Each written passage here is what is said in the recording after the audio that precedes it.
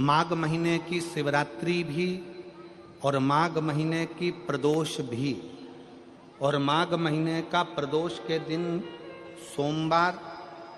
सोमवार भी 27 तारीख को पड़ रहा है, प्रदोष भी 27 तारीख को पड़ रही है, और महीने की शिवरात्रि भी 27 तारीख को पड़ रही है। तीनों का समागम, तीन संयोग, सोमवार 27 तारीख का ही प्रदोष और 27 तारीख को ही महीने की मासिक शिवरात्रि, तीनों का संयोग बन गया। हमने आशीष से कहा दुनिया के लोग कुंभ में त्रिवेणी के घाट पर जा रहे हैं, पर मेरे भोले बाबा ने यहां त्रिवेणी इकट्ठी कर दिया। मेरे एक निवेदन सभी श्रोता बहन भाइयों से, कथा आस्था चैनल पर जो सुन रहे हैं, फेसबुक यूट्यूब पर जो सुन रहे हैं और पंडाल में बैठकर जो सुन रहे हैं, जिस दिन दिल से हारो ना,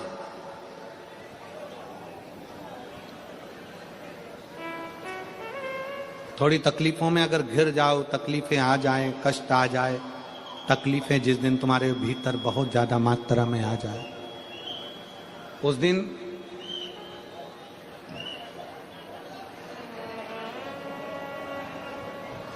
तीन बेलपत्र,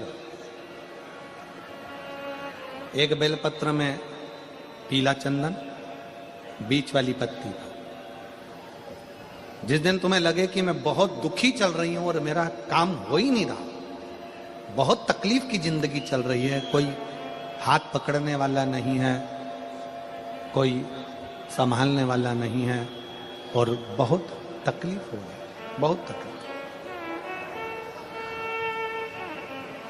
उस समय पर एक बेलपत्री के बीच वाली पत्ती पर पीला चंदन,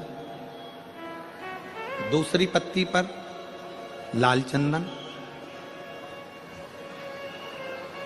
और तीसरी पत्ती पर 11 चावल गीले, पानी में उसको थोड़ा सा भिगो लें या धो लें, 11 चावल गीले शिव जी की उस पत्ती पर रखें। सबसे पहला पीला चंदन का बेलपत्र, दूसरे नंबर पर लाल चंदन का बेलपत्र, तीसरे नंबर पर जो 11 चावल आपने धोकर रखे हैं वो हाथ की हथेली में रखना है, और हाथ की हथेली में रखकर अपनी कामना कर कर भगवान शंकर से विनय कर कर पंचाक्षर मंत्र नमः शिवाय या षडाक्षर मंत्र ओम नमः शिवाय या श्री शिवाय नमस्तुभ्यम बोलकर उस बेलपत्र पर सीधे हाथ में रखकर उल्टे हाथ का स्पर्श कर कर बाबा से अपने मन के भाव कहकर शंकर के शिवलिंग पर उसे समर्पित कर दीजिए। एक ही लोटा जल, जहां से जल बहता है अशोक सुंदरी वाली जगह, एक ही लोटा जल, जहां से जल बहता है उस जल बहने वाली जगह पर 3 बार उस जल को अपनी कामना कर कर श्री शिवाय नमस्तुभ्यम या पंचाक्षर मंत्र या षडाक्षर मंत्र बोलकर 3 बार उस स्थान पर गिरा दीजिए। गिराने के बाद में बाबा से विनय कर कर अक्षत वाली जो बेलपत्र है, एक बेलपत्र और एक अक्षत उसमें से अपने लिए लेकर आ जाओ। उसको 2 महीना 3 महीना अपने घर में रखिए। जितना भी दुख है धीरे धीरे बाबा समाप्त कर कर खुशियां घर में लेकर आता ही है। दुख समाप्त होगा, खुशियां घर में आएगी जरूर।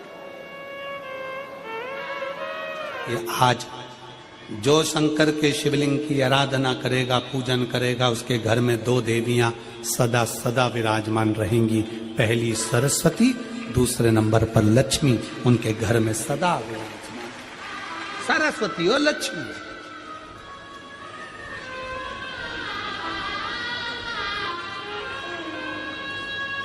एक देवी का फूल होता है, शायद मुझे उम्मीद है कि आप सब जानते होंगे।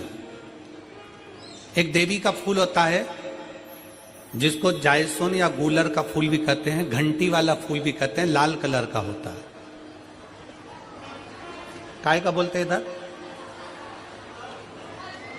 गुड़ल, गुड़र का फूल, जायसवान का फूल लाल कलर का होता है, जिसमें घंटी निकली रहती है एक छोटी सी, उसमें पीले पीले पीले पीले दाने रहते हैं।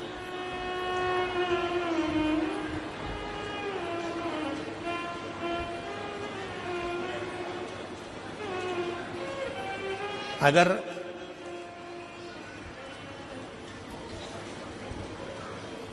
मान लो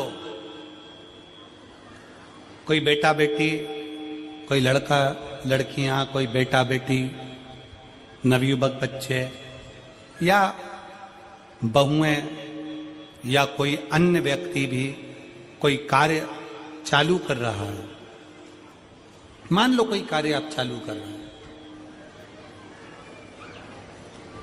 एजुकेशन के लिए बढ़ रहे हैं, या आपने कोई लक्ष्य बनाया है कि मुझे इस कंपटीशन एग्जाम में बैठना है, इस कंपटीशन एग्जाम में बैठना है और मेरा इसमें पास होना जरूरी है, और मैं जो चीज पढ़ती हूं ना मैं भूल जाती हूं, मैं अध्ययन करता हूं और भूल जाता हूं।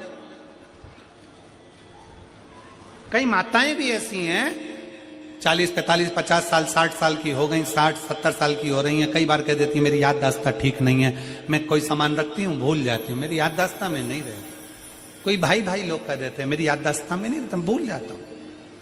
कोई कहकर गया मुझसे बात कर लेना और मैं भूल गया कि मेरे को उससे बात करना था। कई बार मुझे मनी मंजिल तक पहुंचना है। तो शिव महापुराण की कथा कहती है आप अपने परिश्रम को 4 गुना बढ़ाओ, मेहनत 4 गुना करो, पढ़ाई 4 गुना करो, अध्ययन 4 गुना करो, दिन रात एक कर दो। और साथ में जो अशोक सुंदरी की जगह है, ये शिवलिंग समझ लेना जरा, ये जलाधारी पार्वती जी का हस्त कमल, ये शिवलिंग, ये जलाधारी, और यहां से जल बहता है। राइट में गणेश जी, लेफ्ट में कार्तिकेय जी, और बीच में जम के बोलो जरा अशोक सुंदरी। ये बीच की जगह जो घंटी वाला फूल होता है, जिसको आप लोग जायसवान बोले कि आपके क्षेत्र में गुलर बोले, देवी जी को चढ़ता है। देवी जी का अति प्रिय पुष्प है, माता रानी का वो लाल पुष्प अति प्रिय। उसी पुष्प को ये बेलपत्र की जो डंडी होती है, बेलपत्र की जो डंडी का भाग होता है, उस घंटी का भाग उसी डंडी की ओर होना चाहिए। जैसे फूल की जो अंदर की घंटी जो निकली हुई है, उसका भाग ऐसा डंडी की ओर होना चाहिए। मतलब आपको बेलपत्री पर ये फूल को इस तरह से रखना पड़ेगा। मतलब उसका जो घंटी का भाग है, आज लाइए फूल ला, जेरा फूल मिल गया वो।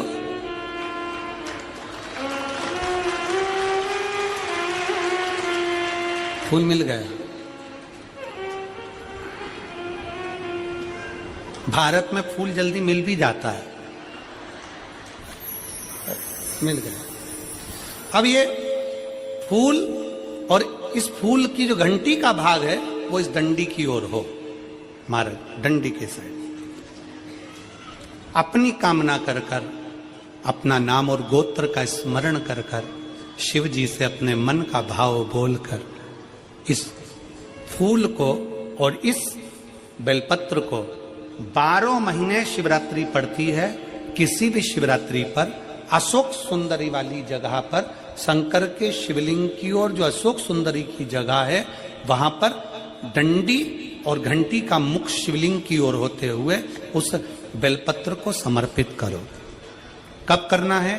पहले 1 लोटा जल समर्पित कर कर, फिर ये बेलपत्र अपनी कामना कर कर, बाबा से विनय कर कर, बाबा मेरा ये कंपटीशन एग्जाम है, मैं पढ़ूंगी, 4 गुना मेहनत करो, अध्ययन करो, अच्छी पढ़ाई करो, दिल से पढ़ो, रात दिन एक कर दो, और 1 घंटी का पुष्प, 1 बेलपत्र, जब तक तुम्हारा एग्जाम ना आए, 4 महीना, 5 महीना, 3 महीना, प्रत्येक शिवरात्रि, हर महीने शिवरात्रि आती है, प्रत्येक शिवरात्रि पर समर्पित करो। आप अपने लक्ष्य तक पहुंचोगे ही, कोई रोक नहीं सकता। आप अपने लक्ष्य तक, अपनी मंजिल तक पहुंचे ही जाओगे। बोल बम का नारा है।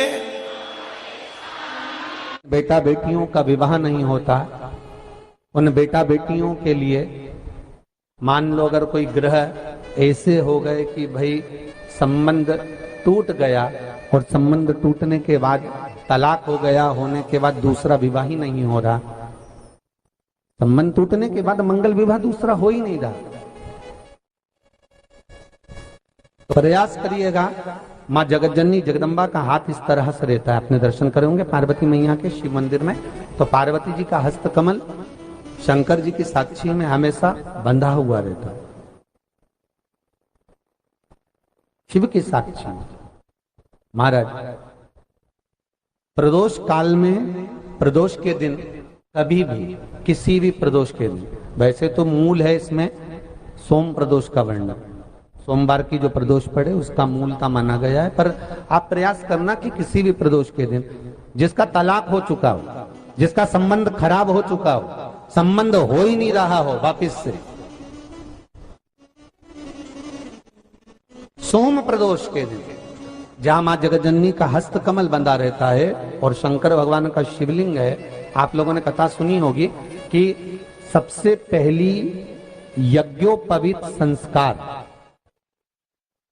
सबसे पहला यज्ञोपवीत संस्कार किसका हुआ था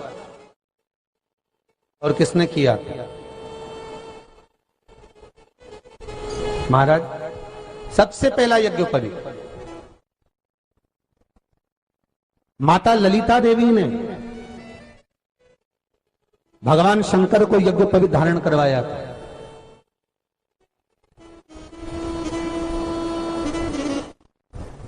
मां ललिता देवी ने सूत्र बनाकर अपने हस्त कमल से भगवान शंकर के सम्मुख में बिठाकर भोलेनाथ जी के हस्त कमल से स्वतः सूत्र बनाया था। भगवान शंकर प्रसन्न हो गए थे, बहुत प्रसन्न भोलेनाथ जी, इसलिए शंकर भगवान ने ललिता देवी को दो वर दिए थे, एक किसी का अश्रु नहीं देखूंगा, दूसरा जो यज्ञोपवीत समित समर्पित करेगा, यज्ञोपवीत का भाव जो मुझे देगा उसके जीवन में बाधाओं को हर लूंगा। इसलिए आज भी हिंदू धर्म में देवताओं को जो यज्ञोपवीत चढ़ाया जाता है वो उलझा हुआ नहीं होना चाहिए। देवताओं को जो यज्ञोपवीत चढ़ता है उसको सुलझा कर चढ़ाया जाता है, समर्पित करेगा। अब कई कई विद्वान ब्राह्मण ऐसा कैसे यज्ञोपवीत में हल्दी लगाकर छोड़वा देते हैं, परंतु वो उलझा हुआ रहता है, वो सुलझा हुआ अगर चढ़ाएगा तो जो जजमान पूजन कर रहा है, जो जजमान पूजन में लगा हुआ है, उसको पूर्ण फल की अनुभूति हो, पूर्ण फल का प्राप्ति हो और ब्राह्मण भी बंधन से मुक्त हो। ललिता देवी चाहिए। तो हमारे यहाँ भौम सोमवार का जो प्रदोष हो, उस प्रदोष के दिन जिसका मंगल विवाह नहीं हो रहा है, सारी तकलीफें झेल रहे हो, बहुत कष्टप्रद हो, तो माँ का जो हस्त कमल है, उस हस्त कमल से लेकर शंकर भगवान के शिवलिंग तक एक कच्चे सूत की धार बनाई जाती है। महाराज 6 धार कच्चे सूत की बनाई जाती है। यहाँ शंकर भगवान का शिवलिंग है, यहाँ माता का हस्तकमल है, हस्तकमल से चालू होकर शिवलिंग, शिवलिंग से चालू होकर हस्तकमल, ऐसी 6 धार बनाई जाती है हमारी। और धार बनाकर उस धार पर माखन का लेपन किया जाता है भगवान शिव को। जैसा ललिता माता ने भगवान शंकर से वर प्राप्त करा था, उसी तरह फिर उस लेपन को लगाने के बाद उसको उतारकर। ओम नमः शिवाय, श्री शिवाय नमस्तुभ्यम। स्वागत है आपका शिव महापुराण उपाय में। तो दोस्तों आज हम बात करने जा रहे हैं 27 जनवरी के उपाय के बारे में। दोस्तों 27 जनवरी को बहुत ही महासंयोग बन रहा है दोस्तों। जैसा कि आप लोगों को बताते हुए बहुत ही खुशी हो रही है कि दोस्तों 27 जनवरी को मासिक शिवरात्रि और प्रदोष और सोमवार के दिन ही पड़ रहा है। तो दोस्तों ये बताते हुए बहुत ही खुशी हो रही है और मैं उम्मीद करता हूँ दोस्तों, क्योंकि ये मौका बहुत ही किस्मत वाले लोग होते हैं जिनको यह मौका मिलता है। तो दोस्तों आप लोगों को यह मौका मिला है तो इस उपाय को ज़रूर कीजिएगा और अपने जीवन को बहुत ही बहुमूल्य बनाइएगा दोस्तों। तो दोस्तों मैं उम्मीद करना चाहूँगा कि आप सब इस कथा को सुनकर इस उपाय को करेंगे और अपने जीवन को कृतज्ञ और धन्य बनाएंगे। बोलिए हर हर महादेव।